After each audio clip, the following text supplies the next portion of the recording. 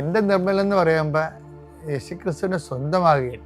അപ്പോൾ സ്വന്തമാകുമ്പോൾ എന്ന് പറയുമ്പോൾ നമുക്ക് ഒരു അഭിരുചി ചില ആൾക്കാർക്ക് യേശുക്രിസ്തുവിനോട് ഉണ്ടാകുമല്ലോ, അല്ലേ?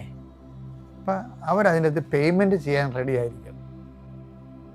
കാര്യം സ്വന്തമാകണമെന്നുണ്ടെങ്കിൽ നമ്മളത് വില കൊടുത്ത് വാങ്ങേണ്ടതാണ്. ചില ആൾക്കാർ ക്രിസ്തുവിൻ്റെ നാമത്തെ പ്രതി വില കൊടുക്കാൻ തയ്യാറാകത്തില്ല.